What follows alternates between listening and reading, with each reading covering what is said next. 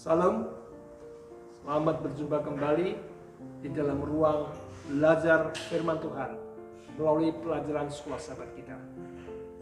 Judul pelajaran kita minggu ini ialah membagikan firman.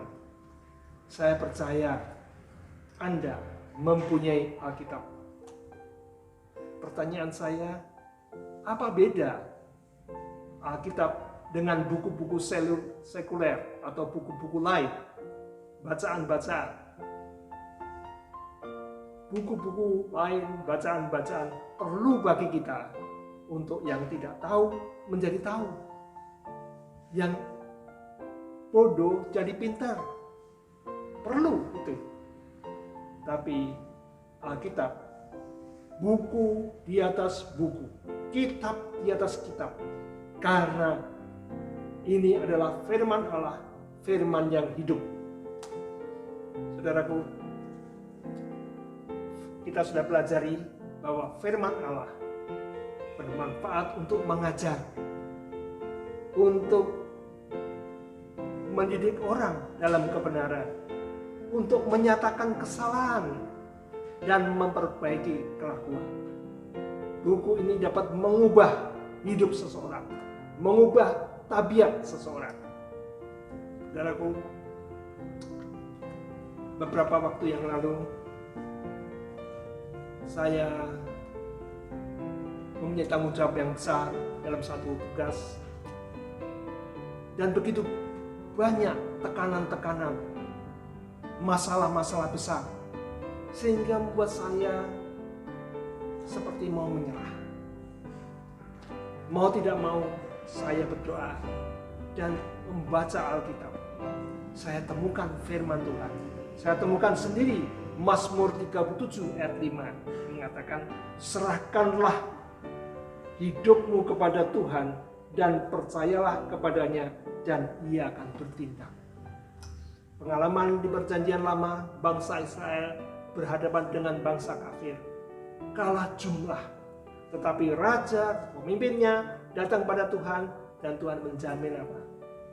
Berdiam dirilah, Tuhan yang bertindak. Dan kita tahu bagaimana musuh yang begitu banyak, tengah malam malaikat Tuhan memerangi dan membuat musuh kalah. Luar biasa. Membagikan firman. Aduh, susah ya. Seperti kemarin waktu kita belajar tentang bersaksi, nggak bisa bersaksi. Tidak.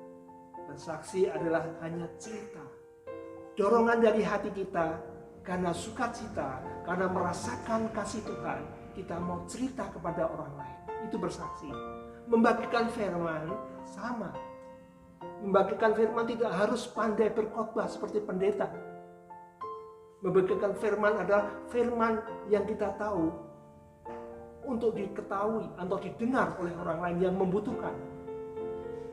Beberapa hari yang lalu saya dapat kiriman WA, teman kerja zaman dulu yang lama. Dulu dia sukses, pengusaha telur. Kemudian belakangan apa? Mulai menurun. Rumah tangganya tidak harmonis. Suaminya hanya merongrong. Dia mengeluh kepada saya, apa gunanya hidup? Apa yang saya buat? Saya hanya sampaikan apa? Matius 11 ayat 28. Marilah kepadaku, siapa yang letih lesu dan berbeban berat, aku akan memberi kelegaan kepadamu. Saya katakan, datanglah pada Tuhan. Mengakui ketidakberdayaan, berdoa, pasti Tuhan memperhatikan, memberikan jalan yang keluar. Itu membagikan firman. Saya suka beli obat di apotek Widuran. Kalau kita masuk di sana, kita bisa lihat ada tulisan, hati yang gembira, obat yang manjur.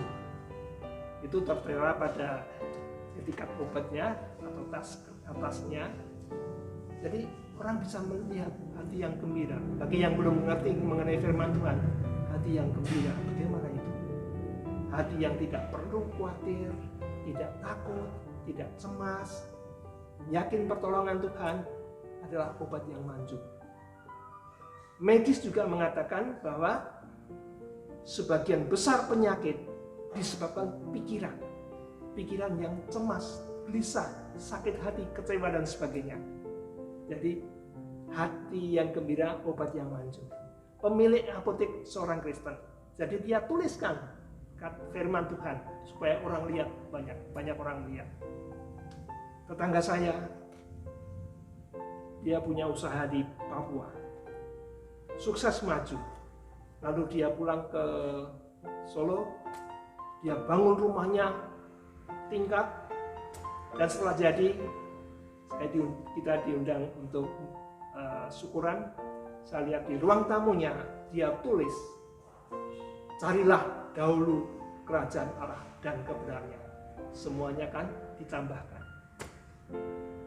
Dia merasa bersyukur diberkati Tuhan, lalu dia tulis itu. Jadi membagikan firman tidak harus pandai mengajar, tapi apa yang kita ingat, kita tahu, kita sampaikan kepada orang yang membutuhkan. Begitu banyak ya, mungkin di rumah kita, di ruang tamu ada hiasan dinding berisi firman Tuhan. Jadi orang yang datang bisa melihat, sangat praktis ya.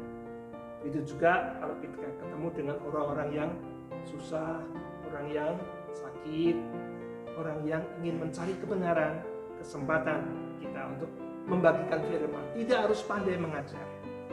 Nah, pertanyaannya sekarang, apakah kita suka baca Alkitab? Ya, kadang-kadang.